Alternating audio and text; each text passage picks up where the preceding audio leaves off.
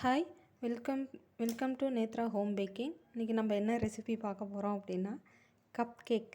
வாங்க எப்படி செய்கிறதுன்னு பார்க்கலாம். ஏன்னா காய்ச்சி ஆற வச்ச பால் 2 டேபிள் ஸ்பூன் சேர்த்துக்கோங்க.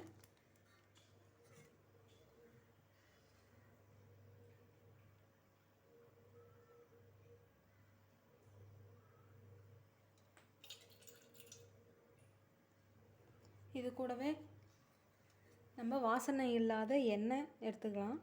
அது 35 ml, அதாவது 3.5 டேபிள் ஸ்பூன்.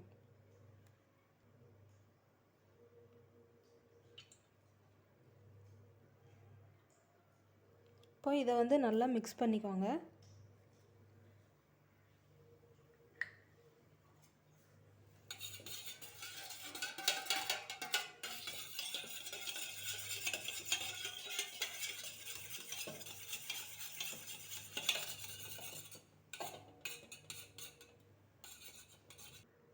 இது கூடவே நம்ம பைனாப்பிள் எசன்ஸு சேர்த்துக்கோங்க. அப்புறம் அது கூடவே 1/2 டீஸ்பூன் வெண்ணிலா எசன்ஸு சேர்த்துக்கோங்க. எதுக்குன்னா நம்ம பைனாப்பிள் எசன்ஸ் ரொம்ப ஸ்ட்ராங்காக இருக்கும். அதுக்காக தான் கொஞ்சமாக வெண்ணிலா எசன்ஸு சேர்த்து நல்லா மிக்ஸ் பண்ணிக்கோங்க.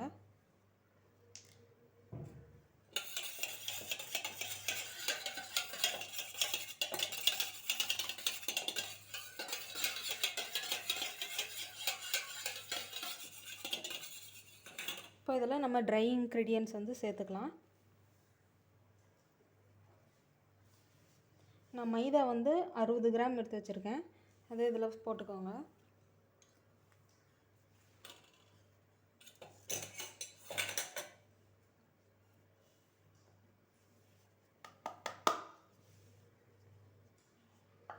அது கூடவே கொஞ்சமாக சால்ட்டு, ஒரு பிஞ்ச் சால்ட் போட்டுக்கோங்க. இந்த அளவுக்கு போட்டுக்கோங்க. இப்போ இதை நல்லா ஜலிச்சுக்கோங்க.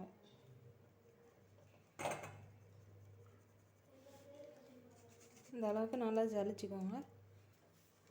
இப்போ இதை நல்லா மிக்ஸ் பண்ணிக்கலாம். ஃபஸ்ட்டு உங்களுக்கு கெட்டியாக இருக்க மாதிரி தான் இருக்கும். அப்புறம் போக போக நம்ம எக்கு சேர்க்குறோம் பார்த்திங்களா, அப்போ உங்களுக்கு நல்ல கன்சிஸ்டன்சி கிடச்சிடும்.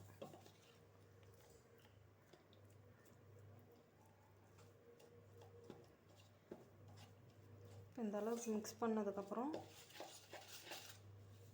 நம்ம எக்கு மஞ்சள் கரு சேர்த்துக்கலாம். எக்கு நம்ம எடுத்துக்கலாம். இப்போ இங்கே ஒரு ஈரம் இல்லாத ஒரு பவுல் எடுத்துக்கோங்க.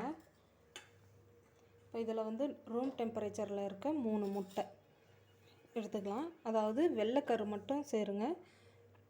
மஞ்சள் நம்ம மாவு மிக்ஸ் பண்ண வச்சுருந்தோம் பார்த்திங்களா, அதில் சேர்த்துக்கணும். இதில் வெறும் ஒயிட்டு மட்டும்தான் சேர்க்கணும். ஒயிட்டு சேர்த்துட்டு நம்ம அதை நல்லா ஸ்டிஃப் பீக் வர அளவுக்கு பீட் பண்ணி எடுத்துக்கணும்.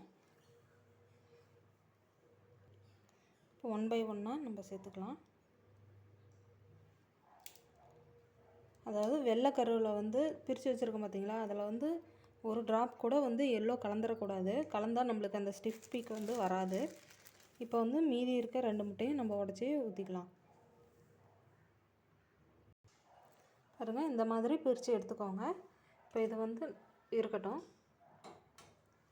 இப்போ நம்ம இந்த மாவு மிக்ஸ் பண்ணி வச்சோம் பார்த்திங்களா, அதை இது கூட சேர்த்து மிக்ஸ் பண்ணிக்கோங்க.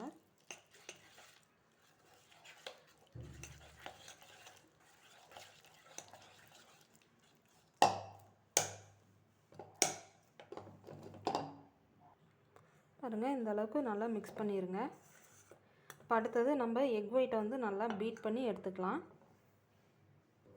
இப்போ இந்த எக் ஒயிட்டில் 1/4 டீஸ்பூன் லெமன் ஜூஸ் சேர்த்துக்கோங்க. சேர்த்துட்டு நல்லா பீட் பண்ணுங்கள். ஃபஸ்ட்டு ஒரு நிமிஷத்துக்கு நல்லா ஃபஸ்ட்டு ஸ்பீடில் வச்சு பீட் பண்ணுங்கள்.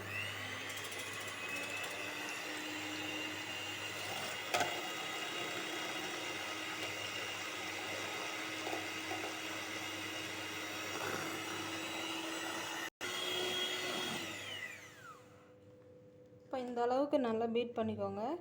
இதில் நம்ம சுகர் 3 பேட்சாக சேர்த்து நம்ம பீட் பண்ணிக்கலாம். நான் இங்கே 60 கிராம் சர்க்கரை எடுத்து வச்சுருக்கேன். அதை ஃபஸ்ட்டு 3 பேட்சாக கொஞ்சம் கொஞ்சமாக சேர்த்து பீட் பண்ணிக்கோங்க. சர்க்கரை வந்து நல்லா கரைஞ்சி நல்லா இந்த ஃபோம் வந்து நல்லா ஸ்டிஃப் பீக்காக வரணும், அந்த அளவுக்கு பீட் பண்ணிக்கோங்க.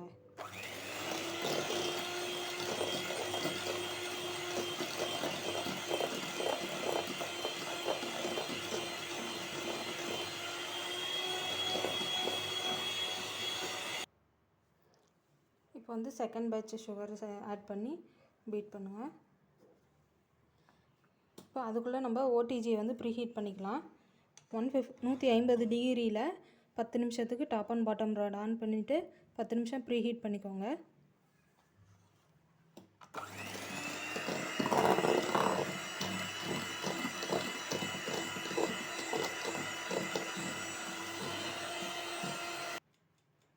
இப்போ வந்து தேர்ட் பேட்ச் போட்டுட்டு இப்போ நல்லா ஸ்பீடு ஃபுல்லாக வச்சு நல்லா பீட் பண்ணிக்கோங்க, ஸ்டிஃப் பீக் வர அளவுக்கு.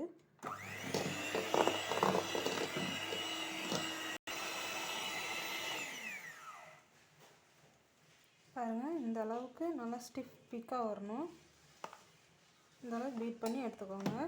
இப்போ இதெல்லாம் நம்ம 1 டேபிள் ஸ்பூன் கார்ன்ஃப்ளவர் சேர்த்துக்கலாம். 1 டேபிள் ஸ்பூன், அதாவது 7 கிராம் சேர்த்துட்டு இதையும் நல்லா நம்ம பீட் பண்ணிக்கலாம்.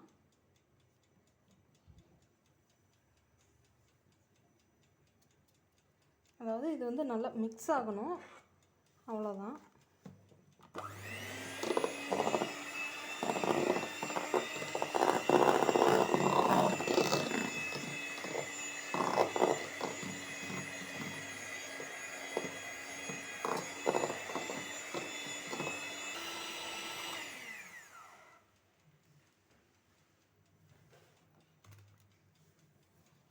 இந்த அளவுக்கு மிக்ஸ் பண்ணிக்கோங்க.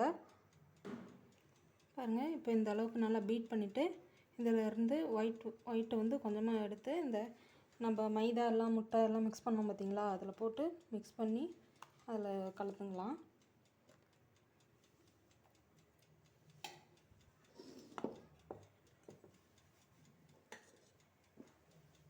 ஏன் அப்படியே கலக்கக்கூடாதுன்னு கேட்டிங்கன்னா கலக்கலாம், ஆனால் இந்த என்ன சொல்கிறது, அடியில் போய் இந்த மைதா இதெல்லாம் அப்படியே உட்காந்துக்கும், அதுக்காக தான். நம்ம இதில் மிக்ஸ் பண்ணி கலந்துட்டோம்னா கொஞ்சம் ஈஸியாக இருக்கும்.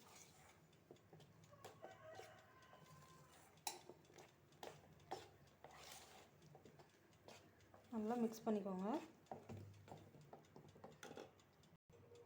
பாருங்கள், இந்த அளவுக்கு நல்லா மிக்ஸ் பண்ணிடுங்க. இதை வந்து நம்ம அந்த ஒயிட்டு அதில் வந்து மிக்ஸ் பண்ணிக்கலாம்.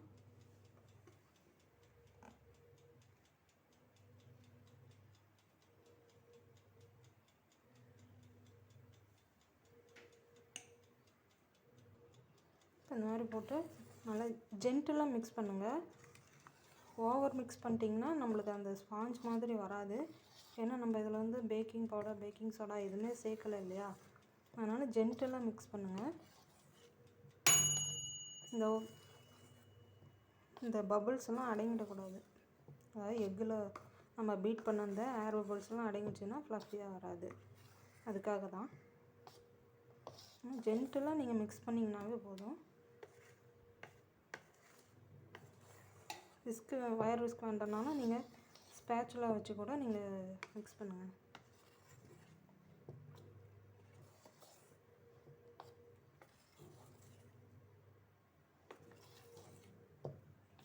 நல்லா பாருங்கள், இந்த அளவுக்கு நல்லா மிக்ஸ் பண்ணிக்கோங்க. இப்போ நம்ம இதை வந்து கப் கேக் ட்ரேக்கு வந்து ட்ரான்ஸ்ஃபர் பண்ணிக்கலாம். பாருங்கள், நான் வந்து கப் கேக் மோல்டு எடுத்திருக்கேன், அதில் வந்து கப் கேக்கை நம்ம இதெல்லாம் வச்சுருக்கேன். இப்போ நம்ம ரெடி பண்ண பேட்டரை வந்து இதில் சேர்த்துக்கலாம்.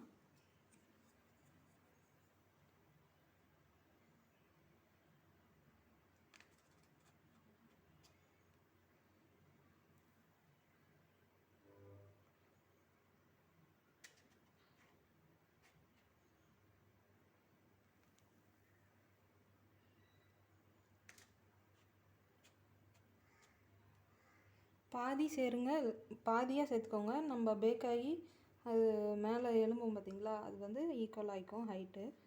இந்த மாதிரி ஒரு ஸ்பூன் வச்சு போட்டுக்கோங்க. எல்லாம் பைப்பிங் பேக்கில் நீங்கள் ஃபில் பண்ணி கூட நீங்கள் சேர்த்துக்கலாம்.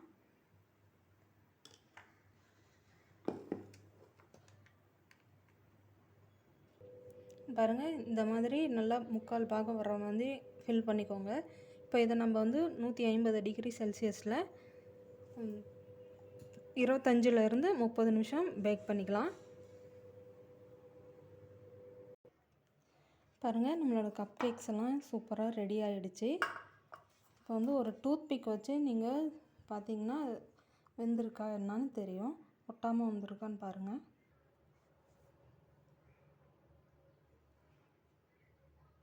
பாருங்கள், ஒட்டாமல் வந்திருக்கு. இப்போ நம்ம கப் கேக் வந்து ரெடி ஆகிடுச்சு.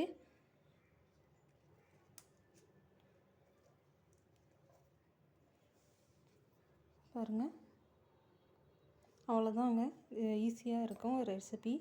நீங்களும் செஞ்சு பார்த்துட்டு எப்படி இருக்குன்னு கமெண்ட்டில் சொல்லுங்கள். இதே மாதிரி இன்னொரு ரெசிபியோடு நான் உங்களை பார்க்குறேன். தேங்க்யூ.